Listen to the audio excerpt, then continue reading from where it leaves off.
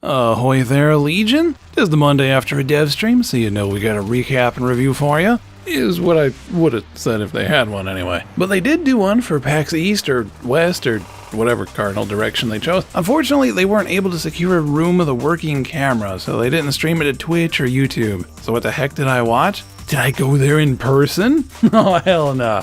They had a mobile phone dealie running. For some reason, it still worked, even though it was supposed to expire after 24 hours. But because of that, I was able to watch it, or try to, and listen, because it was shaky cam, low resolution with bad audio footage, and outline it for you here. One quick thing before I hop into that, Legion. I'll expand a bit more on this on the channel update, but if you could be so kind as to click that stupid bell icon and turn on notifications for when my videos go live, that'd be awesome. Short version is YouTube's getting rid of annotations, and I need those to finish my Choose Your Own Adventure I started a few months back, but kind of shoved away the editing time to get other things out first, and it still needs a ton of editing before it's done, and I want to complete it before that deadline passes. And in order to zerg that mammoth editing time down, I'm probably going to have to halt making videos until that's done. I only have just about a month before that hits, and luckily, spoilers, DE doesn't have anything huge on the near horizon that I'm going to miss out on anyway. But if a big ticket item does drop, like Warframe or the upcoming anniversary event, I'll be sure to do a quick video, probably not edited too much, just what's covered and what you can expect from that. But with YouTube's screwy algorithm, you might not even know, so if you could activate that bell notification hoodookie, it won't get lost in the shuffle, or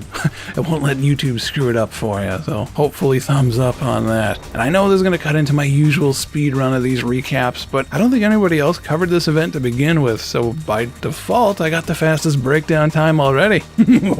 Anyhow, this stream was split between trivia, a handful of informational nuggets, and some Q&A. It wasn't anything earth-shattering, as honestly, it was mostly serving as an advertisement to new merchandise than anything, but to keep things interesting, I'll alternate between those three. 20% of players participate in trading, which, considering about half of us farm for it for free versus those who just buy it outright, 20% seems curiously low. Webcomics are now going to lead into new major updates from now on, somewhat like Team Fortress 2 does. Some of you might be wondering which is more likely to come out first, Half-Life 3 or Umbra, but I'm not going there. Someone liked the broken ammo drum mod from April Fools last year for some reason. Then again, all I care about is run speed, so who am I to question taste? But Steve mentioned a new type of mod called Peculiars. One idea given for it was every time you get a headshot, the thing will give you a sarcastic remark. So more about goofy fun or token of achievement earning it than anything. This news is probably going to stunlock hardcore min-maxers, but if they do it right, it could be interesting to try out. Aura mods need some love, and they suggested it might get some in the nearest future. We got some with Titania. Is Warframe going to do the same as well? How much plat was traded so far in 2017? Apparently 300 million. That's 9 zeros, folks. How about what was the most purchased item for plat? Any guesses? Give you about 3 seconds. Catalyst. Darn near double compared to everything else, actually. Also, apparently, Titania's noble stance is used 5 times more often than any other. And I'm not going to apologize that sometimes Rhino just needs to feel pretty. DE hired a new artist, and he's come up with a folding fan melee weapon, potentially acting like an Oricon version of the glaive. Kind of feel bad for that one guy in that weapon creation contest who came up with an idea to use a fan weapon. RIP fan weapon guy. Any guesses on the most used frame so far this year?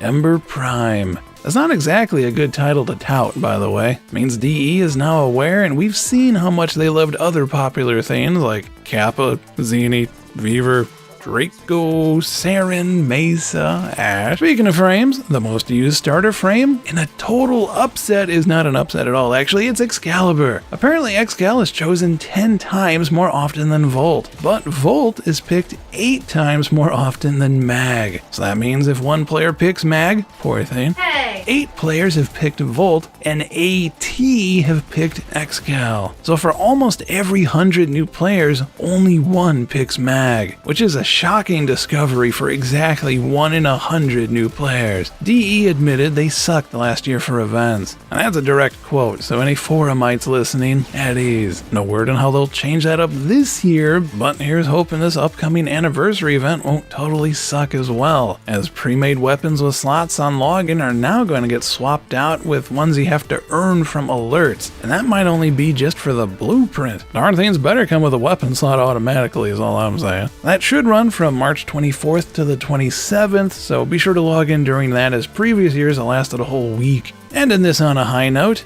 Arkwing.